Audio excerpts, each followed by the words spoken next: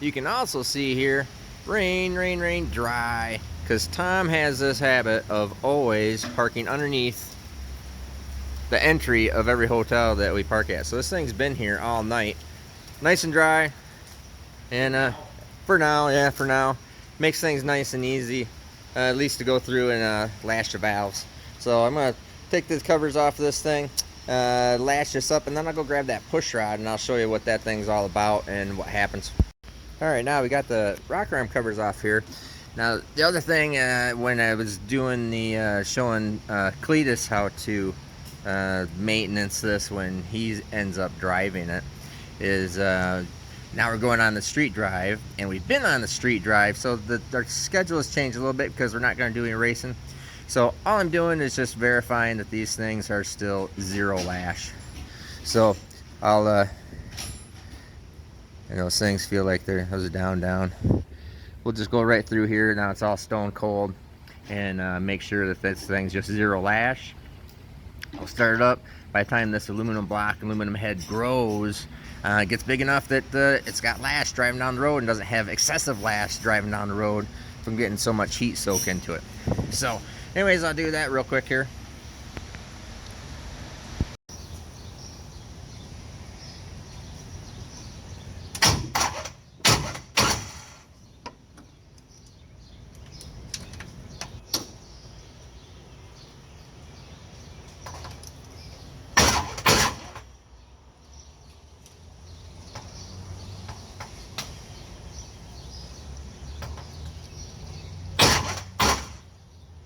So what I'm doing here is I'm actually verifying, not talking to camera, just verifying the valve lash too. So I break this thing loose, back it off, and I can just go back right at what zero lash is. It's that easy. Obviously not perfect, but this is what we need to do for this kind of street driving.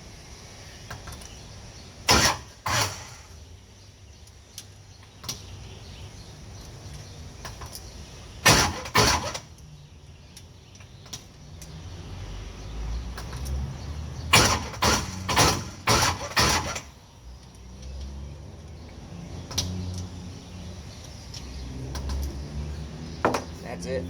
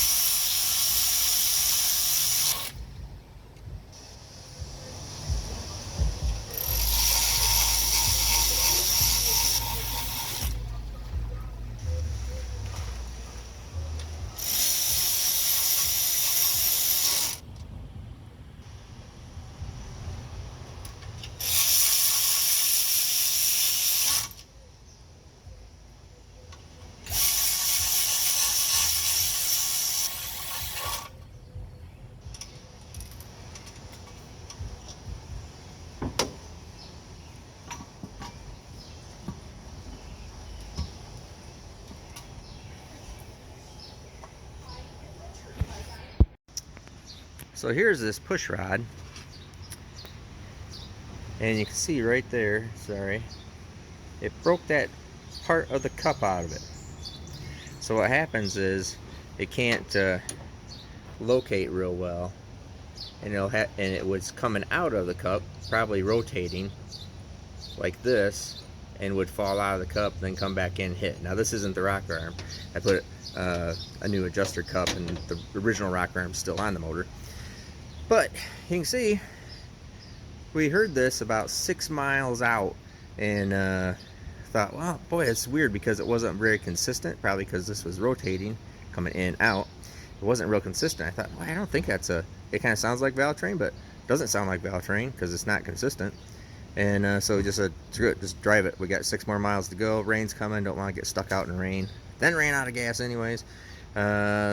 then decided to just drive the rest of the way into the hotel. Obviously, we've already driven it 6 miles, and so you can see that broke. Now you might ask, why? What's wrong with that? What happened? How did that work? In fact, Bailey asked me the same thing. Why do you think that broke? I'll tell you why. I'll tell you exactly why. This moves up and down and has stress on it. That's it. This stuff breaks everything. If it moves, some point in time, it's going to break. Now, we went through and so I went through and freshened up this whole engine, but these push rods, because typically push rods don't have a problem, and that's the first time I've ever broken a cup exactly like that. Typically just don't have any problems. We inspect these things. Looks good. Didn't put new push rods in it. So, I mean, these things have thousands of miles on it. Again, if they move, parts are going to break. That's it. Well, here we go.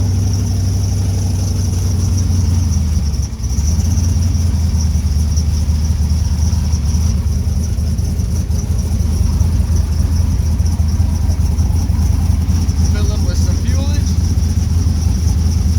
Then head over to the track. Not that fuel.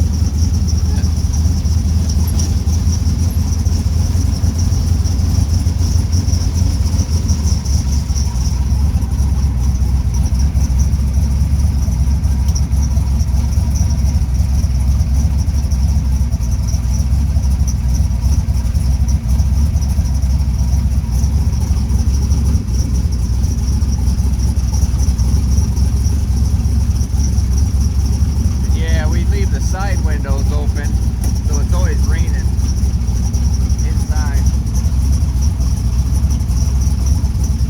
Otherwise it fogs up so bad.